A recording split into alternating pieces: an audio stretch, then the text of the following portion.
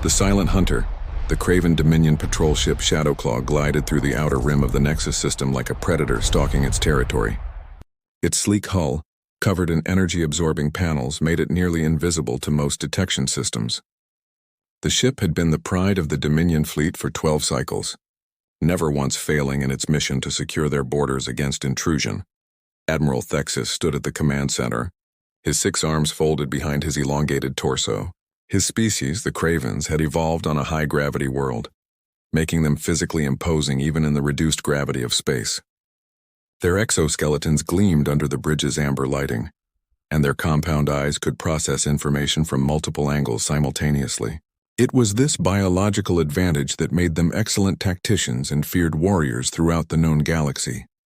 "Admiral, we have detected an anomaly in Sector 749, announced Lieutenant Vrex, his mandibles clicking in confusion. "The readings are unusual." Thexus moved to the scanning station with surprising grace for a being of his size. The data streaming across the holographic display made his antennae twitch with interest. According to their sensors, there was a ship out there, but the readings kept shifting. One moment it appeared to be a small cargo vessel. The next it registered as something much larger. The energy signatures were equally puzzling, fluctuating between minimal life support and sudden spikes that suggested massive power generation. "How long has it been there?" Thexus asked, his voice a low rumble that resonated through the bridge. "Unknown, sir. It appeared on our long-range sensors approximately 3 hours ago, but the computer suggests it may have been masked by the asteroid field's interference before that." The Admiral studied the readings more carefully. The Craven Dominion had encountered many species in their expansion across this arm of the galaxy. They had cataloged hundreds of ship designs, thousands of energy signatures, and countless technological variations, but this matched nothing in their extensive database. The very fact that it could confuse their advanced sensors was troubling. The Cravens prided themselves on having the most sophisticated detection technology in known space. "Set course for intercept," Thexus commanded. "Maintain stealth protocols. I want to know what we're dealing with before we reveal ourselves." The Shadowclaw altered its trajectory, its engines barely humming as it approached the mysterious vessel. As they drew closer, the ship finally came into visual range. What they saw defied their expectations. The vessel hung in space like a wounded beast, its hull scarred with what appeared to be battle damage.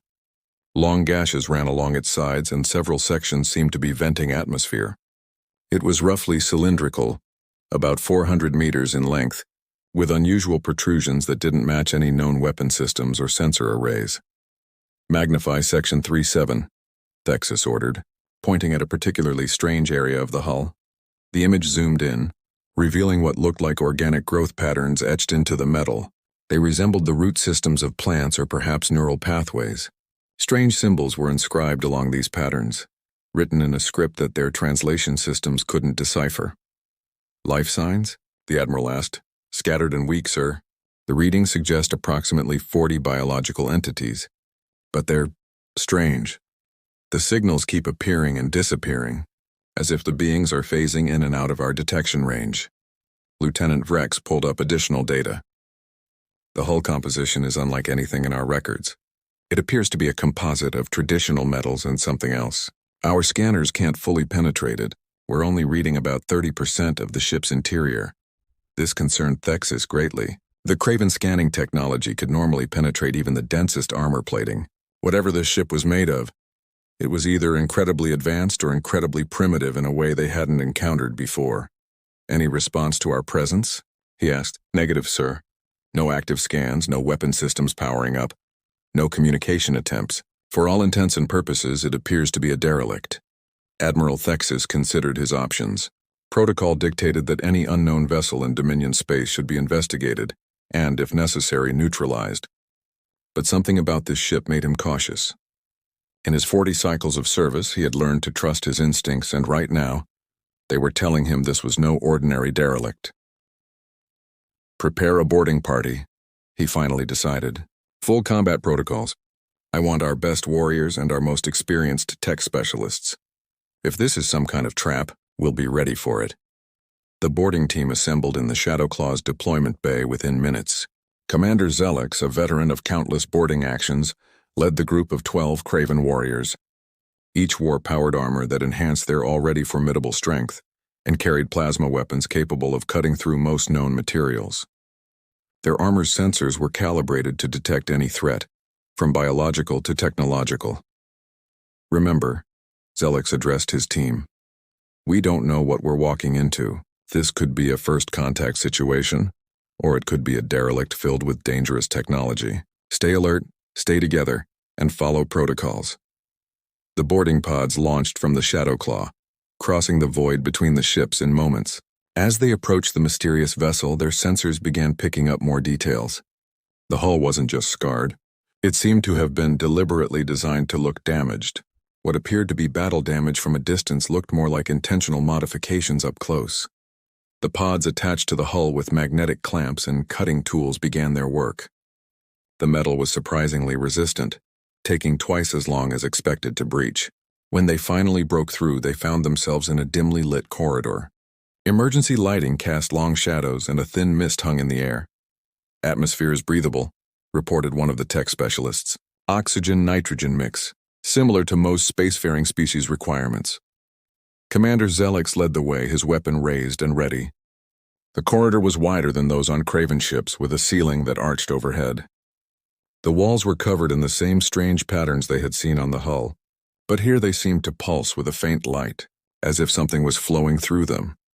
"These patterns," the tech specialist said, running a scanner over them, "they're not just decorative. They're conducting something. Energy, maybe, or wait, this can't be right. What is it?" Zelix demanded. "According to my readings, these patterns are organic." "They're alive, sir. The entire wall structure has biological components integrated into it." The boarding party exchanged nervous glances through their helmets. Bioships were not unheard of, but they were rare and usually belonged to species that had evolved beyond the need for traditional technology.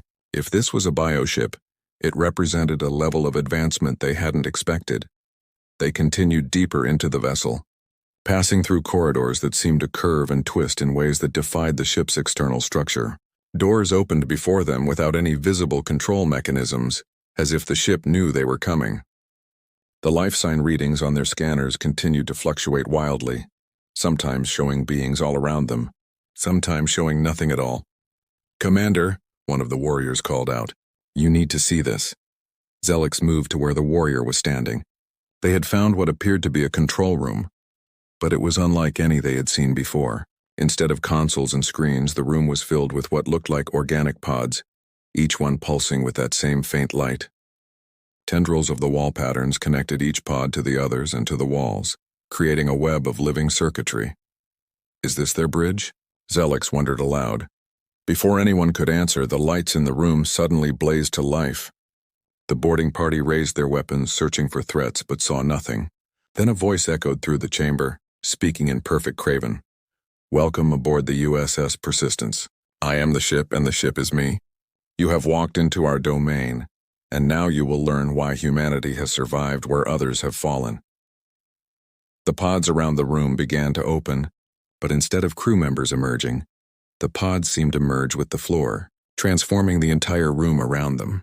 The Cravens watched in horror and fascination as the chamber reconfigured itself, walls flowing like liquid, creating new structures and passages. "Your scanners couldn't read us properly," the voice continued, "because we are not what you expected. We are not separate from our technology. We have become one with it." The living fortress.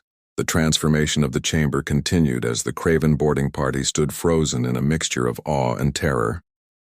What had moments ago been a room full of organic pods was now a vast spherical chamber, with the aliens standing on what seemed to be a platform suspended in the center. Around them, the walls pulsed with life, displaying images and data streams that flowed like living thoughts made visible. Commander Zelix tried to maintain his composure, though his warrior's instincts screamed danger. "Show yourself. We are representatives of the Craven Dominion. This vessel is in violation of our territorial boundaries." A laugh echoed through the chamber, neither mocking nor threatening, but filled with a strange warmth. "I am showing myself, Commander. You're standing inside me." The platform beneath their feet suddenly became transparent, revealing a vast network of biological circuits and technological components intertwined in perfect harmony. It was like looking into a living brain made of light and metal, Flesh and silicon merged into something entirely new. Impossible, the tech specialist breathed, his scanners going wild with readings that shouldn't exist. No species has achieved this level of biotechnological integration.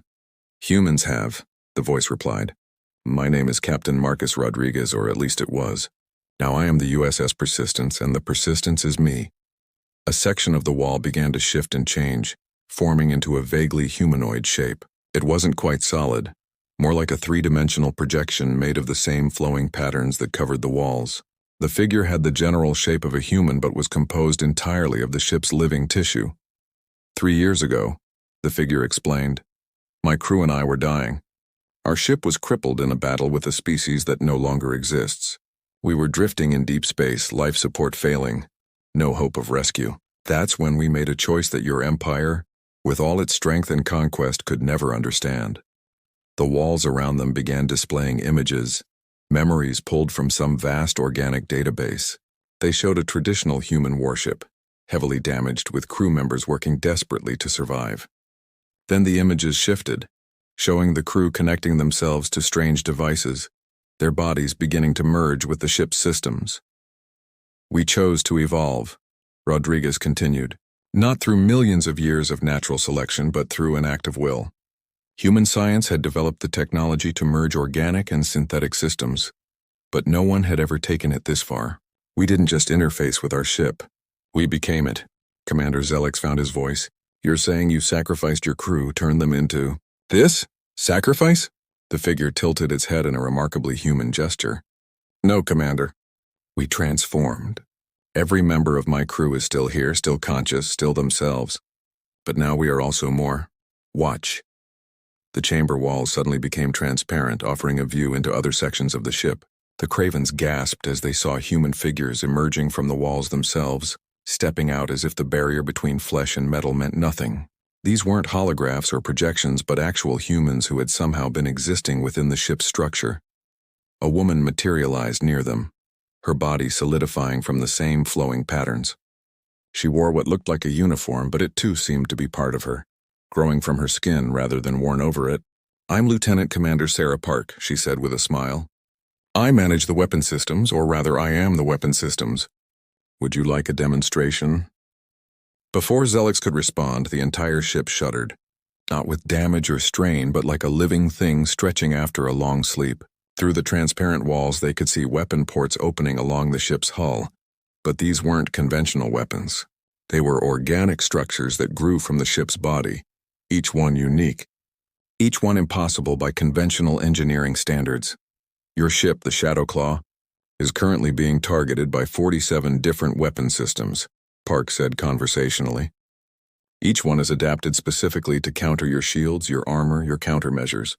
You see, while you were scanning us, we were scanning you, but unlike your sensors, which read surface data, we read everything. Your technology, your biology, your past tactical decisions stored in your computer cores. Admiral Thexis's voice crackled through the boarding party's communicators. Commander Zelix, report. Our systems are being infiltrated by something. It's not a virus or conventional hack. It's like something is learning our systems in real time. Rodriguez's form stepped closer to the boarding party. That would be Ensign Chen. He's our electronic warfare specialist. Or perhaps I should say, he is our electronic warfare. Your firewalls and security protocols are impressive, Admiral Thexis, but they were designed to stop programs.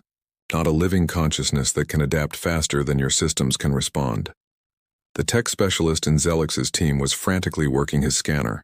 Commander, he's telling the truth. I'm reading human consciousness patterns throughout the ship's structure. They're not gone. They're integrated. This is beyond any technology in our database, but why? Zelix asked, lowering his weapon slightly. Why would you do this to yourselves? The chamber around them shifted, displaying new images.